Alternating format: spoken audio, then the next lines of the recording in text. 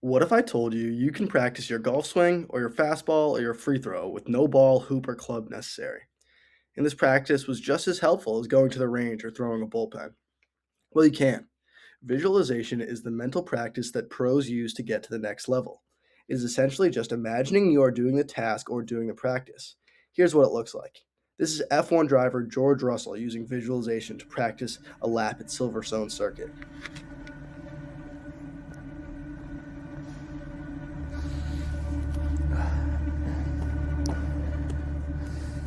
Silverstone, Great Britain.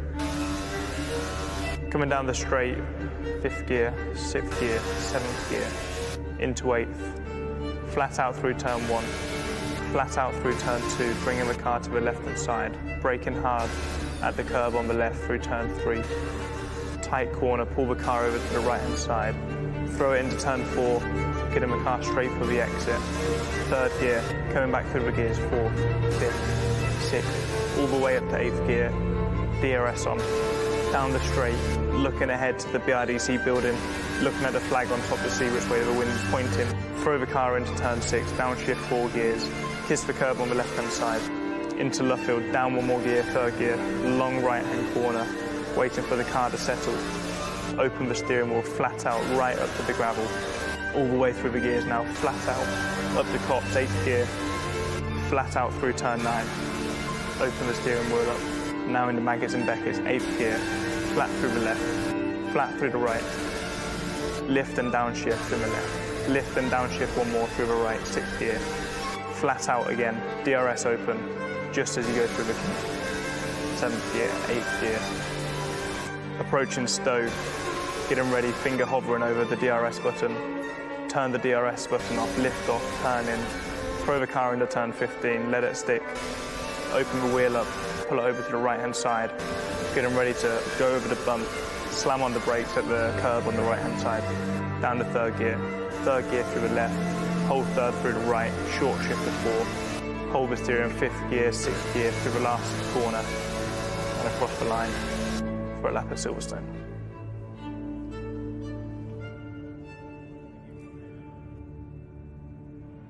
Pros in every sport are using this mental strategy to get an edge on the field. Here's why it works. Anytime you learn or practice a skill, you are building and strengthening the neural pathways in your brain responsible for carrying out that skill.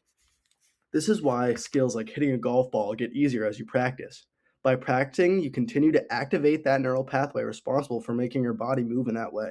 So by hitting golf balls, you activate the part of your brain that controls the golf swing. And each time that you practice and activate this pathway, the connection becomes faster and smoother. You can also build these neural connections to be larger and encompass more aspects of that skill. This is like learning to throw a curveball or hit a draw. So how does visualization aid this learning process?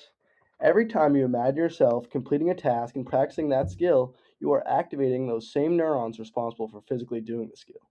So by visualizing, say, hitting a golf ball, you are making that neural pathway faster, smoother, and larger, which means you are getting better at that skill in real life, all just by using your imagination. Visualization can also help athletes prepare for and cope with the emotions that come along with performance. If you are someone who gets nervous on the first tee or during your first at bat, you can visualize this moment. This will make you feel the same feeling as actually being on that first tee. This will help you know what to expect when the moment comes. You can visualize yourself using beneficial strategies like box breathing to control arousal and anxiety. Doing this practice will help you prepare for the moment so when it comes, you'll be ready and confident. But visualization must be practiced. It's something that requires time and energy to get better at. The better you are at it, the more beneficial it will be.